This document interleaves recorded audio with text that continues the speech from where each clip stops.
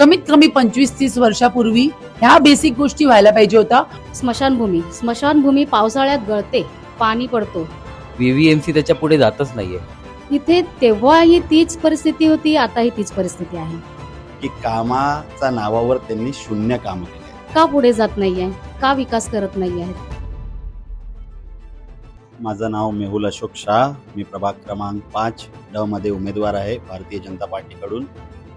आणि पुढच्या 5 वर्षात भरपूर काही घडवायचं आहे, कारण की 35 वर्षात इकडे काहीच झालं नाही मिळत. तर त्या विजयींनी आपल्याकडे एक मास्टर प्लॅन रेडी आहे भारतीय जनता पार्टीकडे.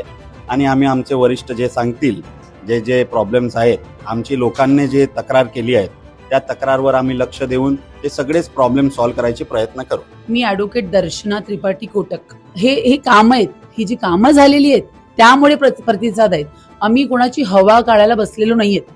माणूस जसं करेल तसं त्याची हवा निघेल असं मी म्हणणार. मी गौरव वसंत राऊत. म्हणजे सुरुवात आम्हाला शून्यापासून सुरुवात करायची. वसई विरारमध्ये डेव्हलपमेंट ही आता पुन्हा शून्यापासून सुरुवात होईल. कारण जे आता सत्ताधारी होते याच्या अगोदर त्यांना तर विकासाच्या नावावर काहीच नव्हतं. म्हणून जनतेला माझं आव्हान आहे की भाजप शिवाय पर्याय नाहीये. विकासाला जर गती द्यायची असेल इथली आणि विकास करायचा असेल तर भाजप शिवाय आपल्याकडे पर्याय नाही. मी संजना गणेश बायदे. इकडे लाखोनी लोक ट्रेन भरून सकाळी पहाटे उठून जातात मुंबईला जॉबसाठी. का तर इकडे काही जॉब नाही त्यांना, आणि रात्री फक्त झोपण्यापुरतं येतात. लॉजिंग बोर्डिंग चालू असतं एक प्रकारे. तर त्यांना इथे जर आपण काहीतरी उद्योग चालू करून दिला, त्यांच्या पोटापाण्याचा प्रश्न सोडविला. इथे आमच्याकडे ना बरेच बचत गट आहेत आणि खूप चांगले कामं करतात. त्यांच्याकडे त्यांचं उत्पादन आहे स्वतःचं.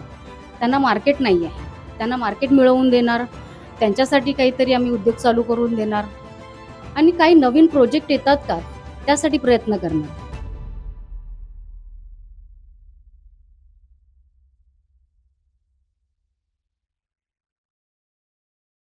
कमीत कमी 25-30 वर्षापूर्वी ह्या बेसिक गोष्टी व्हायला पाहिजे होता.